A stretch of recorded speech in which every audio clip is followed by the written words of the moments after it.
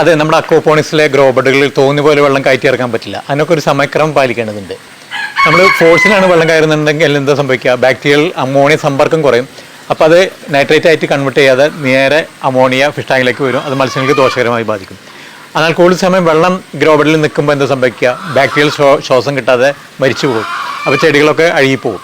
അപ്പോൾ ഇങ്ങനെ സംഭവിക്കാതിരിക്കാൻ നമ്മൾ സമയക്രമം പാലിക്കണം. തോന്നിയ പോലെ ചെയ്യാൻ പറ്റില്ല. ഇപ്പോൾ പലരും 5 മിനിറ്റ് ഉണ്ടെങ്കിൽ 3 മിനിറ്റ് കൊണ്ട് ഡ്രെയിൻ ആവുന്നത് അരമണിക്കൂറും 1 മണിക്കൂറൊക്കെ ഇടവേളകൾ കൊടുക്കാറുണ്ട്. അങ്ങനെ ചെയ്യാൻ പാടില്ല. അപ്പോഴും അമോണിയ കൂടിയിട്ടുള്ള പ്രശ്നങ്ങൾ വരും.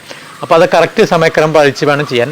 അതായത് 3 മിനിറ്റ് മുതൽ 10 മിനിറ്റ് വരെ ഗ്രോ ബെഡുകളിൽ വെള്ളം കയറുന്ന രീതിയിൽ വേണം നമ്മൾ ടൈമർ സെറ്റ് ചെയ്യാനും അതേപോലെ ഫോഴ്സുള്ള ആ സബ്മേഴ്സൽ പമ്പുകളൊക്കെ തിരഞ്ഞെടുക്കാനും. അപ്പോൾ ഇങ്ങനെയുള്ള പമ്പുകൾ, നല്ല രീതിയിലുള്ള പമ്പുകൾ തിരഞ്ഞെടുക്കുമ്പോഴാണ് നമുക്ക് ആ സമയക്രമം കറക്റ്റായിട്ട് പാലിക്കാനും പറ്റുള്ളൂ. അതേപോലെ നല്ല ഡിജിറ്റൽ സൈക്കിൾ ടൈമർ സെക്കൻഡും മിനിറ്റും മണിക്കൂറൊക്കെ സെറ്റ് ചെയ്യാൻ പറ്റുന്ന ടൈമറൊക്കെ ഉണ്ടെങ്കിലാണ് ഈ വക സാധനങ്ങളൊക്കെ നമുക്ക് നല്ല രീതിയിൽ കൺട്രോൾ ചെയ്ത് പോകാൻ പറ്റുള്ളൂ. അപ്പോൾ അതിന് തുടക്കത്തിൽ കുറച്ച് കാശ് ചിലവുണ്ടെങ്കിലും പിന്നീട് വർഷങ്ങളോളം നമുക്ക് നല്ല രീതിയിൽ കൃഷി ചെയ്ത് ആ പൈസ ഒക്കെ നമുക്ക് തിരിച്ച് പിടിക്കാൻ സാധിക്കും.